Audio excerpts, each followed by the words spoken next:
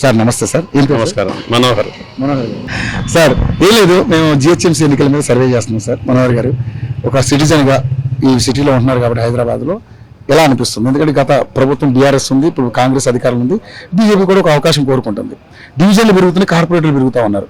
మీరు ఒక సిటిజన్గా ఏ విధంగా మీ అభిప్రాయం చెప్పబోతున్నారు? మా అభిప్రాయం ఏంటంటే పాత ప్రభుత్వం పర్వాలేదు, చేశారు బాగానే, బీఆర్ఎస్ చేశారు. ఇప్పుడు కొత్తగా ప్రభుత్వం వచ్చినప్పుడు ఏది ఎక్కువ అంటే డెవలప్మెంట్ కనబడతలేదు, అది ఒకటి. రెండోది ఏంటంటే వాళ్ళు ఏం చేస్తున్నారు ఏంటి అన్నది తెలియట్లేదు.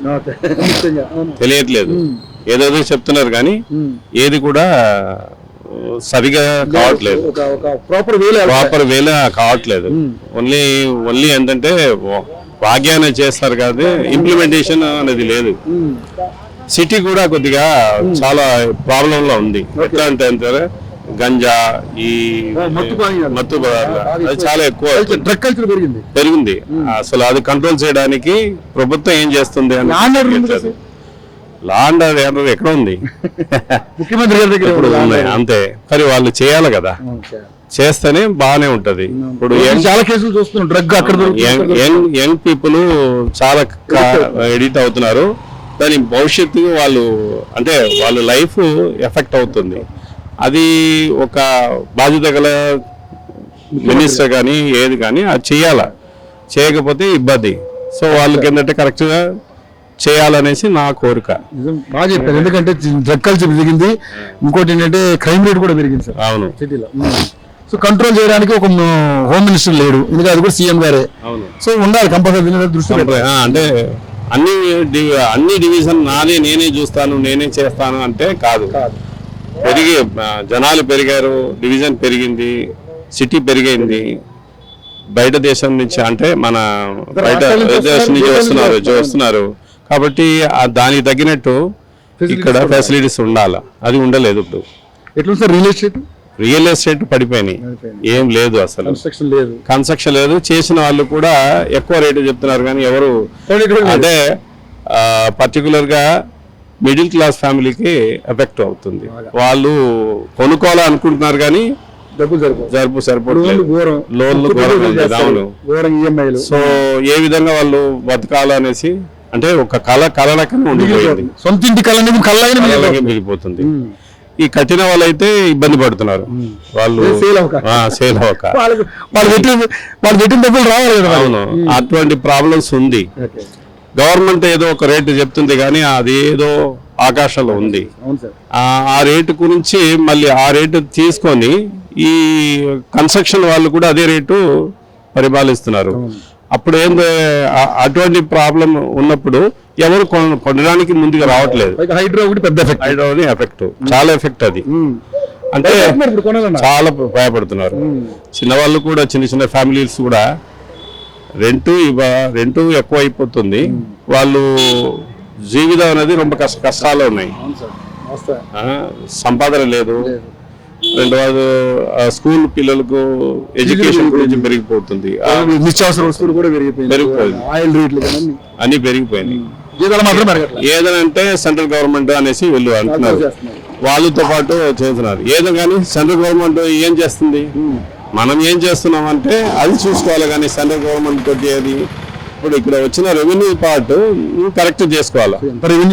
వస్తుంది, బాగానే వస్తుంది. ఆ రెవెన్యూ కరెక్ట్ గా సర్కులర్ చేసేసి దానికి కరెక్ట్ గా రెవెన్యూ వస్తుంది కదా, మరి ఎక్కడ ఖర్చు పెడుతున్నారంటే ఉచితాలు ఇస్తున్నాం అంటున్నారు. ఎవరికో లేదు అసలు, ఉచితం అసలు లేదు. ఎవరికి 6 గ్యారెంటీలు అభిప్రాయం? 6 గ్యారెంటీలు అంటున్నారు కదా గవర్నమెంట్. 6 గ్యారెంటీలు అనేది అది ఇంప్లిమెంట్ చేస్తేనే గ్యారెంటీ, లేకుంటే కష్టం. అది ఎందుకు ఇస్తారు బస్సు? ఎవరికి కావాలా బస్సు ఫ్రీ? ఇప్పుడు ఎవరు కానీ గాలి పిలువ లేకుండా డబ్బులు లేకుండా ఏం చేయలేదు. ఎవరైనా కానీ డబ్బుల గురించి ఆశపడతారు కాబట్టి ఫ్రీ అవసరం లేదు. అసలు పని కల్పించాలి అంతే. ఇప్పుడు మీకు కానీ నాకు కానీ ఎవరు కానీ ఫ్రీ అవసరం లేదు. ఏంటి అనేది వాళ్ళకు తెలియజెప్పాలా.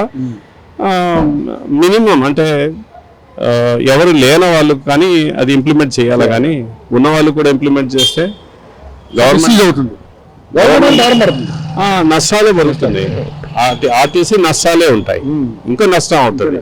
అప్పుడు ఎవరు ప్రజల మీదే వేస్తాడు. ఎందుకంటే ఇప్పుడు మనం మగాళ్ళ మీద వేస్తున్నారు కదా ఛార్జీలు. చార్జెస్ ఆడవాళ్ళకి ఫ్రీ పెట్టి మగాళ్ళ మీద ఛార్జీలు పెంచారు. సికింద్రాబాద్ ఇటు బాలానగర్ నుంచి సికింద్రాబాద్ పోవాలంటే 15 రూపాయలు ఇంత ముందు, ఇప్పుడు 45 రూపాయలు, 30 రూపీస్ ఎక్కువ డబుల్ అయిపోయింది. పెరిగింది. అది ఎవరు భరించాలా? సామాన్యుడే భరించాలా?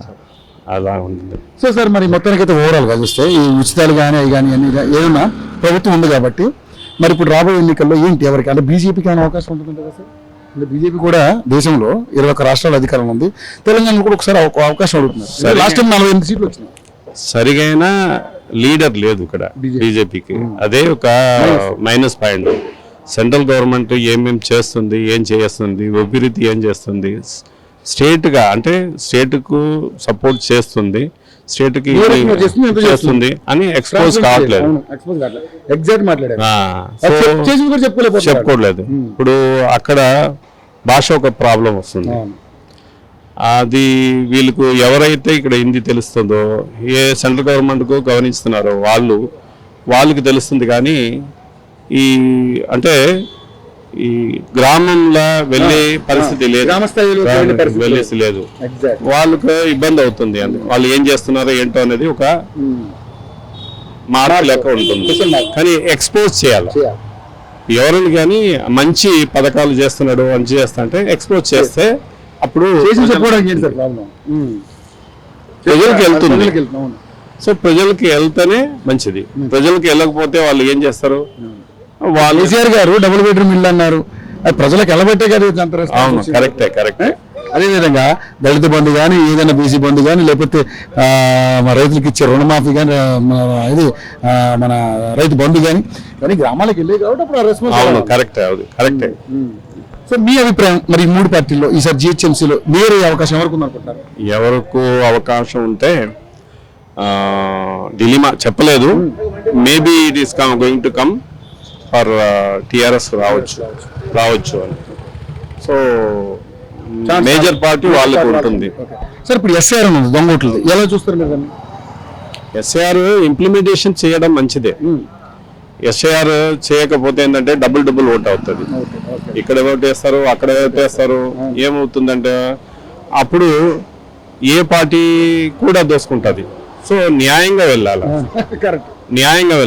నేను మంచో చెడ్డో నేను ఒకరు కొనుక్కుంటానంటే ఒకరికే వేయాలి. నేను ఇక్కడ ఒకరికి వేసేసి నేను ఊళ్ళో పోయి వేయకూడదు కదా, అది తప్పు కదా. ఒక మనిషికి అదే 1 నేషన్ 1 ఎలక్షన్ అంతే. ఆయన చేసిన ప్రైమ్ మినిస్టర్ చేసిన పద్ధతి అన్ని బాగానే ఉంది. అది ఇంప్లిమెంటేషన్ కార్యక్రమం ఇంప్లిమెంటేషన్ చేసుకోవడం వాళ్ళు తెలుసుకోవాలి. వాళ్ళు తెలుసుకోవాలి. Thank you sir.